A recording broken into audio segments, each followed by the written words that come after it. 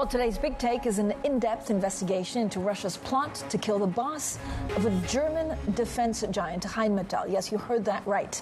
Armin Papperger has led the company's efforts to arm Ukraine. Now, it's brought the weapon supplier unprecedented sales numbers, but it's also turned the chief executive into a Russian target. Our senior writer, Stephanie Baker, worked on the story and joins us now. Stephanie, first of all, it's a really in-depth, fantastic Big Take, so I urge everyone to go and really read it. But what's the premise of this? Like, what happened?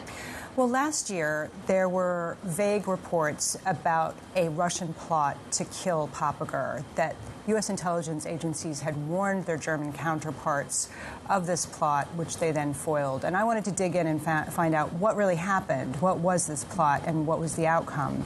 And I discovered that actually German authorities had investigated very briefly this plot, but dropped their probe due to a lack of what they called concrete leads.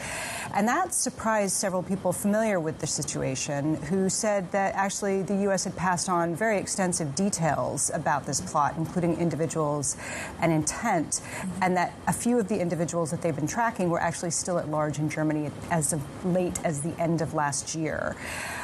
So I just thought it was a really interesting story to dig into and explore why the German authorities had not been able to track these plotters down. Rheinmetall, as you know, is absolutely central to Europe's efforts to rearm itself. And how important is Rheinmetall to Ukraine's defense? Well, I think because it is Europe's largest ammunition producer, it is absolutely essential to Ukraine's defense and to Europe's efforts to restock depleted stockpiles that they've given to Ukraine. Ammunition stockpiles have been run down dramatically, and the NATO chief, Mark Rutte, just said recently that actually Russia is producing in 3 months the amount of artillery ammunition that NATO alliance countries produce in a year. So, again, how advanced? I mean, this was not the only threat, or actually, it was the most advanced plot to kill a Western CEO, but it wasn't the only one.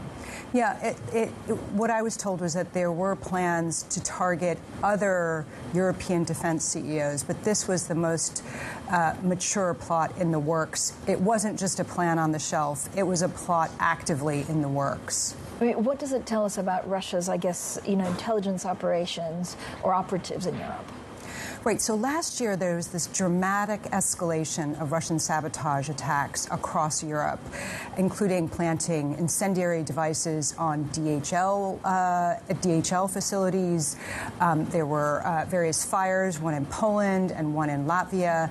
And I think there was real concern that some of these operations could spin out of control because so many Russian intelligence officers had been expelled from Europe that they are now turning to proxies who they can't really control. These are often criminals, guns for hire, so to speak. So the operational security on some of these plans is not very tight. And I think that's why a lot of them, in many cases, got ahead of plans, ahead of their skis. Stephanie, is local police taking it seriously, or is it, for example, does Rheinmetall CEO have to rely on private security? I think it's a mix of both. His security is very intense. Wherever he goes, he's accompanied by bodyguards. He has intense security both at his home and at his office. So the threat appears to be ongoing. Otherwise, they would have lifted the intense security around him. What was the most surprising thing you learned in this really great piece of journalism?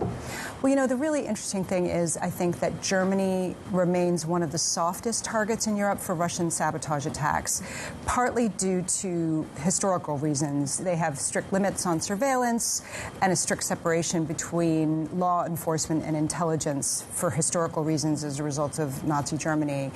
And I think that makes it hard for them to track down some of these plots because they can't use as easily intelligence and law enforcement working together as, say, the U.S. might be able to.